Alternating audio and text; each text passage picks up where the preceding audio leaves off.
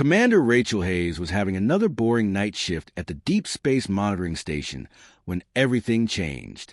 She sat in her chair, sipping cold coffee and watching endless streams of cosmic static dance across her screens. Most nights, the only signals they picked up were random pulses from distant stars or the occasional cargo ship checking in. But tonight was different. At exactly 2:47 a.m., her equipment started going crazy. Lights flashed, alarms beeped, and her main screen lit up with activity she'd never seen before.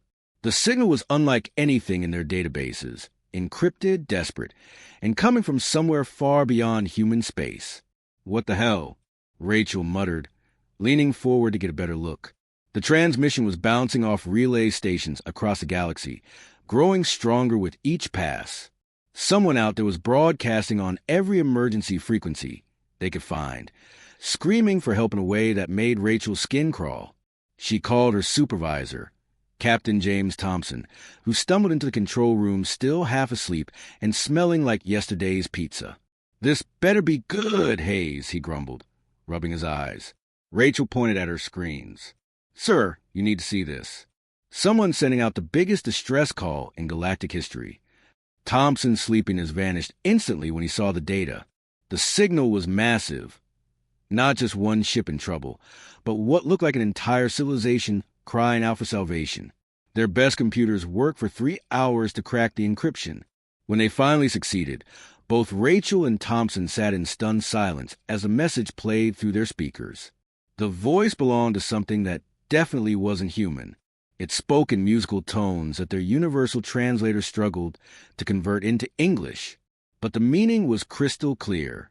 To any civilization capable of receiving this transmission, the voice said, trembling with fear, "The Zilani Coalition faces complete extinction. The Krex Empire has already destroyed 12 of our worlds. They show no mercy to civilians, no respect for surrender, no honor in battle. They consume everything in their path." Rachel felt her stomach drop. She'd heard rumors about the Krex from deep space traders, stories that made grown men wake up screaming. The message continued. "We are a peaceful people. We have no weapons of war, no knowledge of military tactics. Our children are dying. Our elders are being harvested. If any species in this galaxy has the strength to stand against evil, we beg you to help us. We offer everything we have in return for the chance to simply exist." The transmission ended with coordinates to the last remaining Zilani stronghold and a countdown showing how much time they estimated before the Krex arrived to finish them off. 16 days. Thompson was already on the phone with Earth Command before the message finished playing. Within minutes, their small monitoring station became the center of frantic activity as military officials, diplomats, and scientists connected from across the solar system. Admiral Patricia Collins appeared on their main screen, her gray hair pulled back, and her eyes sharp despite being woken at 3 a.m. Behind her, Rachel could see other officers hurrying around what looked like a war room that had come alive. "Captain Thompson, I need everything you have on this signal," Collins said without preamble. "Source, strength, authenticity markers, everything." "Ma'am, our analysis shows it's legitimate," Thompson replied. "The Zilani Coalition appears to be exactly what they claim, a peaceful alliance of herbivorous species getting slaughtered by the Krex Empire." Collins nodded grimly. "Intelligence confirms the Krex have been expanding aggressively for the past 2 years. They're not just conquering, they're harvesting entire populations for food and slavery." Rachel watched as more screens activated around the room, showing star maps, military readiness reports, and what looked like classified files on dozens of alien species. "Admiral," she spoke up, surprising herself with her boldness. "The Zilani message went out on every emergency frequency in the galaxy. Someone else must have received it too." Collins smiled, but it wasn't a happy expression. "Hayes, our deep space intelligence suggests that 47 different civilizations intercepted that transmission. 46 of them immediately classified it as not our problem and went back to whatever they were doing." "And the 47th? Thompson asked. "That would be us," Collins replied. "Apparently, Earth is the only species in the galaxy stupid enough to stick our necks out for complete strangers." Rachel felt something stir in her chest, a mixture of pride and terror. Humanity had been alone in space for so long. Discovering they weren't unique had been exciting. But now they were about to announce themselves to the galaxy in the most dramatic way possible. "Ma'am, what are our orders?" Thompson asked. Colin's expression hardened into something that would have made the Creks themselves nervous. "We're going to show the galaxy what happens when someone threatens innocent people and Earth finds out about it." Ambassador Michael Davies stepped off the diplomatic shuttle onto the surface of Veltar Prime, the last stronghold world of the Zilani Coalition. The gravity felt lighter than Earth's, and the air smelled like vanilla and ozone. Around him, towering crystalline structures reached toward twin suns, their surfaces reflecting light in patterns that hurt to look at directly. The Zilani delegates who met them were nothing like he'd expected. They stood nearly 8 feet tall but moved with the grace of dancers, their pale blue skin almost translucent in the strange light. Their large, dark eyes held an innocence that reminded Davies of deer he'd seen as a child, beautiful, gentle, and completely unprepared for the harsh realities of the universe. "Welcome, beings of Earth," High Counselor Velterra said through her translator device. Her musical voice carried notes of desperate hope. "Your arrival gives us courage we had not felt in many cycles." Colonel Lisa Grant, Earth's military liaison, stood beside Davies wearing her dress uniform but with eyes that constantly scanned their surroundings. She'd insisted on bringing a full security detail, though they'd agreed to keep their weapons hidden to avoid frightening their hosts. "Counselor, we're honored to be here," Davies replied diplomatically, "though I should mention that our species tend to approach problems differently than most." They were led through corridors filled with artwork that seemed to flow like living waterfalls. Everything about Zilani culture screamed peace, beauty, and harmony. Davies felt his heart sink as he realized just how unprepared these people were for what was coming. The briefing room overlooked a vast garden where Zilani children played games that involved creating music from thin air. Their laughter drifted through the windows like wind chimes. "These are our young ones," Velterra explained, her voice thick with emotion. "The Creks have taken so many already. They use them as food for their hatchlings." Colonel Grant's jaw tightened, but she said nothing. "Tell us about your military capabilities," another Zilani counselor asked hopefully. "Your ships appeared smaller than Creks vessels, which suggests you favor speed over brute force. This is wise. We too believe that cleverness could overcome aggression." Davies glanced at Grant, who nodded slightly. It was time to shatter some illusions. "Counselor, I think we need to clarify something important," Davies said carefully. "Humans didn't develop in a peaceful galaxy. We've been fighting wars for our entire recorded history." He activated his portable holographic display, showing a timeline of human conflict. The Zilani delegates leaned forward with interest that quickly turned to horror. "These images show our major conflicts over the past century alone," Davies continued. "This was our Second World War, 60 million casualties. Here's our Cold War period, where 2 human factions held enough nuclear weapons to destroy our entire planet multiple times over." The room fell silent except for the soft gasp from the Zilani delegation. Grant stepped forward, her voice calm and professional. "Counselors, in human history, we've weaponized everything. Disease, weather, psychology, even information itself. We've created weapons capable of ending all life on our world, and the only reason we haven't used them is because we learned to fear ourselves more than our enemies." "But surely," Velterra whispered, "surely you move beyond such primitive behaviors?" Davies looked out at the playing children, then back at the council. "Ma'am, 3 weeks ago, our military conducted training exercises that simulated the complete tactical destruction of a spacefaring civilization. We do this regularly, just in case we ever need to." One of the younger counselors spoke up, his translator struggling with what seemed to be panic. "You're saying that your species still wages war? Even now, when you have technology to reach the stars?" "Counselor," Grant replied, pulling up new images, "we didn't reach the stars despite being warriors. We reached them because we're warriors. Every advancement in human technology started as a way to better protect ourselves or defeat our enemies. The hologram showed human military installations, weapon systems that could crack planets, and surveillance networks that monitored every corner of human space. This is our current defensive grid, Grant explained. We have sensors that can detect a single ship entering our territory from 3 systems away. We have weapons platforms that can engage targets moving at near light speed. And we have soldiers trained specifically to fight in zero gravity, underwater, in toxic atmospheres, and in dimensions that most species don't even know exist. Velterra's voice was barely above a whisper. What have we invited into our galaxy?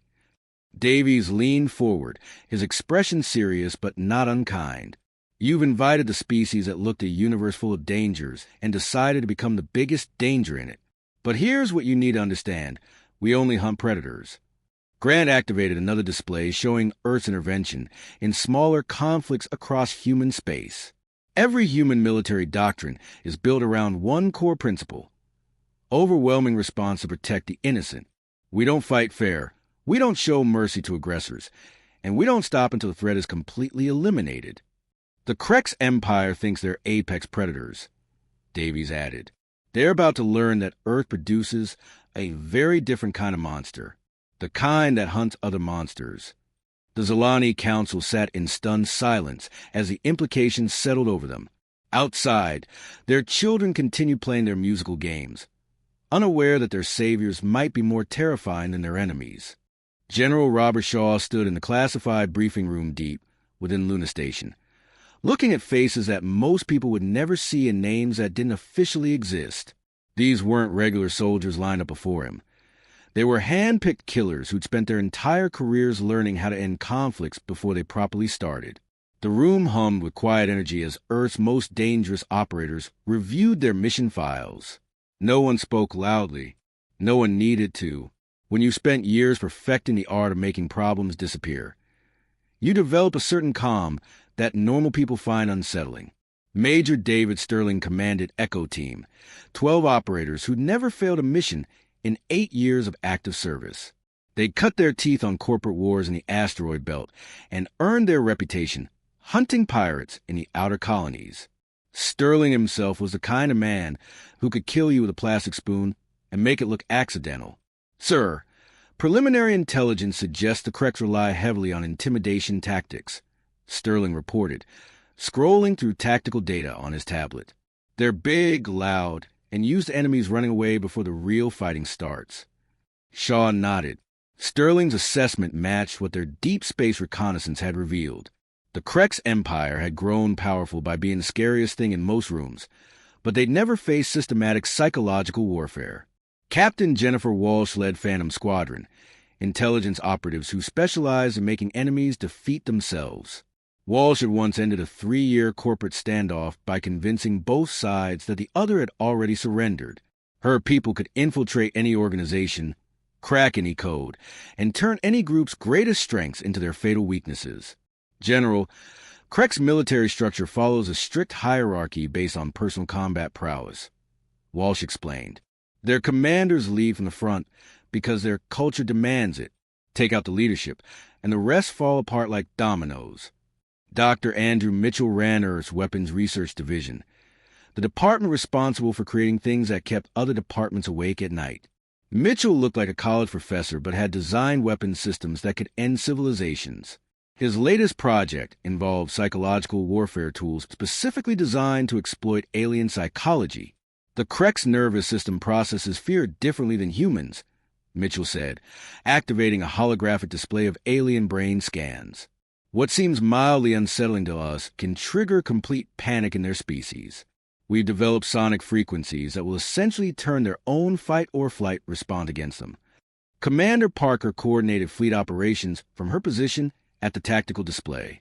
3 decades of service had taught her that the best battles were won before anyone fired a shot. Her job was making sure Earth's monsters arrived exactly where and when they needed to be. Transport deployment is ready, General, Parker reported. We're not sending invasion fleets.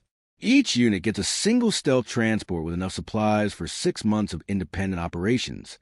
Shaw walked between the assembled teams, studying faces that had seen things most humans couldn't imagine. Echo Team looked like they could tear through steel with their bare hands. Phantom Squadron seemed to fade into shadows even under bright lights. The weapons specialists carried equipment that hummed with barely contained energy. Ladies and gentlemen, Shaw began, his voice carrying the weight of authority earned through 40 years of military service. The galaxy is watching. 46 civilizations received the same distress call we did, and 46 civilizations decided it wasn't their problem. He activated the main display, showing a tactical overview of Krex-occupied territory. Red zones marked conquered worlds, yellow zones showed active combat areas, and small blue dots indicated remaining Zilani populations. The Krex Empire has never faced coordinated resistance. They're used to overwhelming primitive defenses and terrorizing civilian populations. They have no experience fighting an enemy that fights back with intelligence, coordination, and complete ruthlessness. Sterling raised his hand. "Sir, what are our rules of engagement?" Shaw's expression hardened. "Major, you're hunting predators who eat children and enslave entire populations. Use your professional judgment." The room fell silent as the implication settled in. These operators had trained for years under strict military codes designed to minimize civilian casualties and follow international law. Now they were being unleashed with minimal restrictions against an enemy that recognized no moral boundaries. Wall spoke up next. "General, intelligence suggests some Krex commanders might attempt surrender once they realize what they're facing." "Captain, any Krex forces that surrender and withdraw from coalition territory will be allowed to live," Shaw replied. "Any forces that continue threatening innocent civilians will be eliminated with extreme prejudice." Dr. Mitchell distributed small devices to each team leader. These are psychological warfare broadcasters. They'll transmit on frequencies that affect Krex brain chemistry. Think of them as fear amplifiers. Use them when you want to send a message without firing a shot.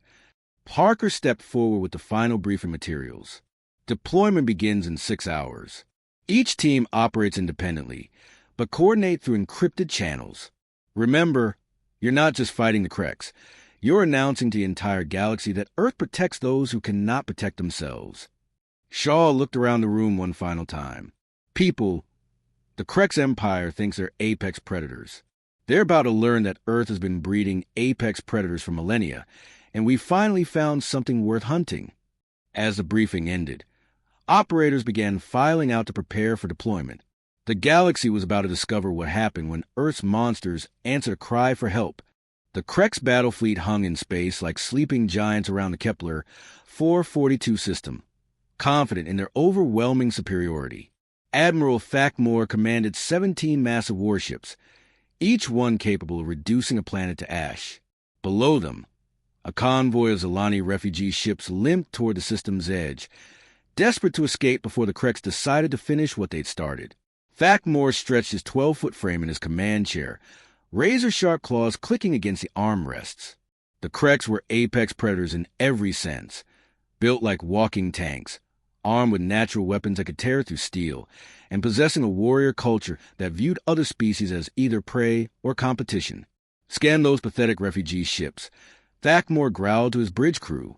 "I want to know how many Zilani we can harvest before they reach the hyperspace boundary." What Admiral Thakmore didn't know was that Major David Sterling and Echo Team had been watching his fleet for 3 days. They'd infiltrated the system using a transport so small and quiet that Krex sensors registered it as space debris. Sterling's people were already aboard the flagship, moving through ventilation shafts like deadly shadows. The first sign something was wrong came when Krex communications started experiencing mysterious interference. Status reports turned into bursts of static. Command frequencies filled with sounds that made Krex warriors' skin crawl, low, rhythmic noises that seemed to trigger some primitive fear response buried deep in their genetic memory. "What is that sound?" demanded Commander Vextar, Thakmore's second-in-command. Before anyone could answer, the lights went out. Emergency power kicked in seconds later, bathing the bridge in hellish red light. But the damage was already done. In those few seconds of darkness, Echo Team had moved like ghosts through the ship's corridors, placing Dr. Mitchell's psychological warfare devices in strategic locations. The devices activated simultaneously, filling the ship with frequencies specifically designed to exploit Krex neural pathways. The sound was barely audible to human ears, but to the Krex, it felt like death itself whispering in their heads. "Sir, we're receiving transmissions from the other ships," reported the communications officer, his massive hands shaking as he worked his console. They're all experiencing similar problems. What the Krex didn't understand was that they weren't facing a conventional enemy. Captain Jennifer Walsh and Phantom Squadron had spent weeks studying Krex psychology, learning their fears, their weaknesses, their cultural pressure points. Now, they were using that knowledge like a surgical knife. Sterling's voice came through their hijacked communication system, speaking in perfect Krex language with an accent that suggested he'd been studying their species for years. Attention, Krex forces. This is Major Sterling of Earth Military Command. You are currently aboard ships that no longer belong to you. Admiral Thakmore roared in fury, his voice echoing through the bridge. Impossible. Our security is absolute. No species in the galaxy has the technology to penetrate Krex defenses. Sterling's laugh came through the speakers, cold and calculating. Admiral, you're absolutely right. No species in the galaxy has this technology. Earth isn't from your galaxy. The psychological impact was immediate and devastating. The Krex had built their entire empire on being the biggest, strongest, most dangerous predators in known space. The possibility that something even more dangerous existed had never occurred to them. You have 30 seconds to begin withdrawing from Coalition territory, Sterling continued. If you refuse, we'll demonstrate why Earth produces the galaxy's most effective killers. Thakmore's pride flared. You dare threaten the Krex Empire with your tiny ships and inferior numbers? We are apex predators. We fear nothing. 20 seconds, Sterling replied calmly. That's when the real horror began. Every screen throughout the Krex fleet suddenly displayed detailed intelligence files on their own forces, ship layouts, personnel records, tactical weaknesses, even personal information about individual crew members. The humans had somehow penetrated their most secure databases and downloaded everything. But worse than the intelligence breach was what came next. The screen showed recordings of human military actions from across their history. Footage that demonstrated just how creative humans could be when eliminating threats to innocent people. 10 seconds, Sterling announced. Admiral Thakmore watched his crew's reaction and felt something he'd never experienced before. Genuine terror. His warriors, beings who conquered dozens of star systems, were backing away from their own control panels as if they might explode. How did you get aboard our ships? Thakmore demanded. Admiral, we've been aboard your ships since before you entered the system. We've been studying you, learning your weaknesses, preparing for this moment. The question isn't how we got here, is whether you're smart enough to leave while you still can. The final psychological blow came when Sterling activated the ship's internal sensors to show exactly where Echo team members were positioned. They were everywhere, in the engine rooms, the weapons bays, the life support systems.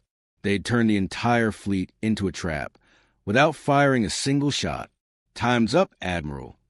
What happened next would become legend throughout the galaxy. The Krex Empire's most powerful battle fleet began retreating without engaging the enemy. Their crews reporting equipment failures, phantom contacts, and a growing certainty that staying in human space meant certain death. As Admiral Thakmore ordered the withdrawal, he realized the galaxy had just learned a terrifying truth. Sometimes the prey fights back, and sometimes the prey is more dangerous than the predator ever imagined. 3 months after the first human ships entered Coalition space, the galaxy had completely changed. Ambassador Michael Davies stood before the Galactic Council chambers, watching as representatives from 47 different species filed in with expressions ranging from curiosity to barely concealed terror. The chamber itself was impressive, a massive dome that could hold thousands of beings, with translation devices humming as dozens of languages filled the air. The Krex Empire's seat sat empty. For the first time in over a century, the most feared military force in the galaxy had simply stopped showing up to galactic meetings. Intelligence reports suggested their entire expansion fleet had retreated to their core systems and refused to leave. Davies adjusted his tie and tried not to smile as he noticed how other species reacted to his presence. The Thornaki delegation, usually aggressive traders who bullied smaller civilizations, kept glancing nervously at the human section. Even the Vox Yuri, machine intelligences who claimed to feel no emotion, had positioned themselves as far from the humans as possible. High Counselor Velterra approached Davies before the session began, her elegant form moving with the grace that had made the Zilani famous throughout peaceful sectors of the galaxy. Her large eyes held a mixture of gratitude and something that might have been concern. "Ambassador Davies," she said to her translator, "the Coalition owes Earth a debt that spans generations. Our children sleep safely because of your actions." "Counselor, we did what needed to be done," Davies replied diplomatically.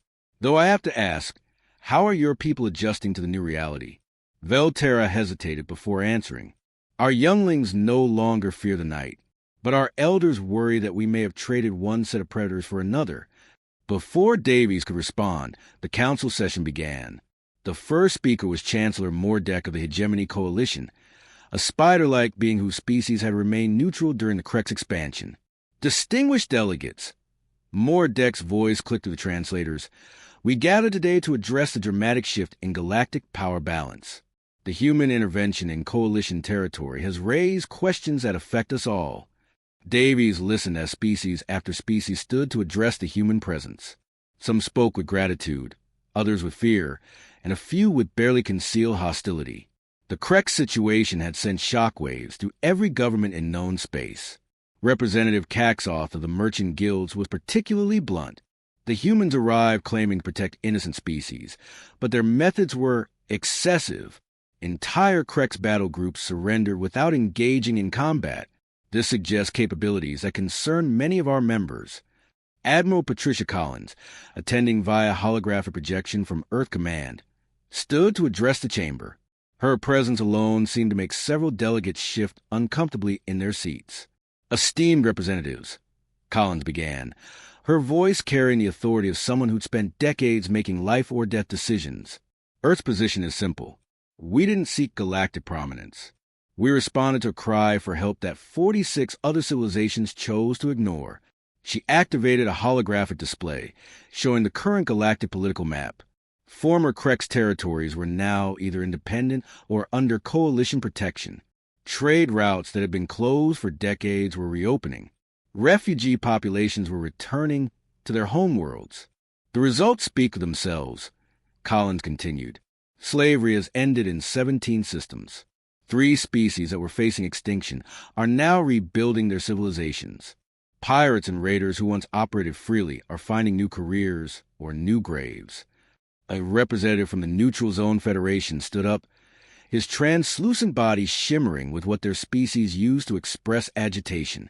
"Admiral Collins, your methods may be effective, but they've introduced an element of unpredictability that concerns many of us. How do we know Earth won't decide other civilizations need protection from themselves?"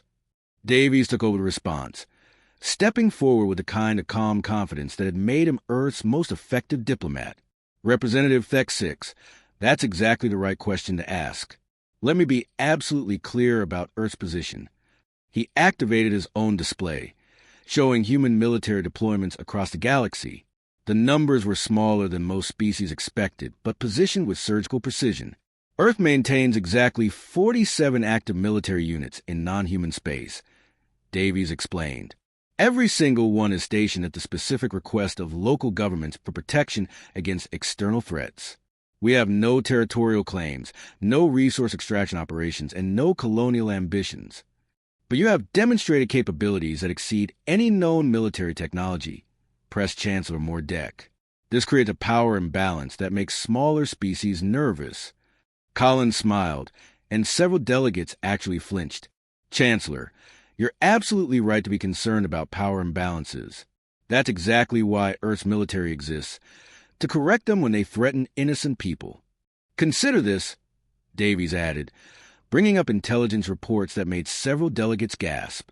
"In the past 3 months, Earth has received 43 requests for military assistance, 18 formal alliance proposals, and over 200 applications from species wanting to join a human-led defensive pact." The chamber buzzed with shocked conversations as the implications settled in.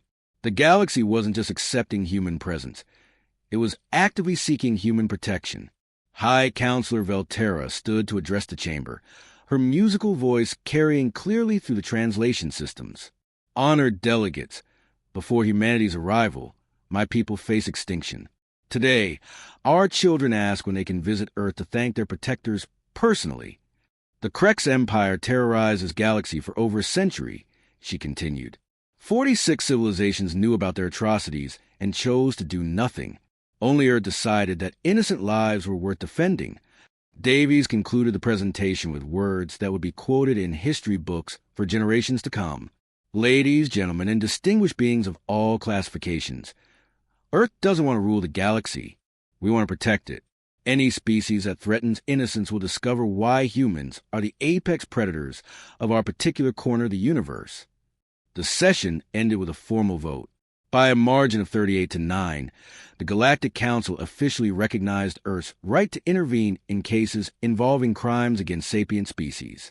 As Davies packed his materials, he couldn't help but notice that the 9 dissenting votes had all come from species with histories of aggressive expansion. The galaxy had a new sheriff, and everyone knew exactly what that meant.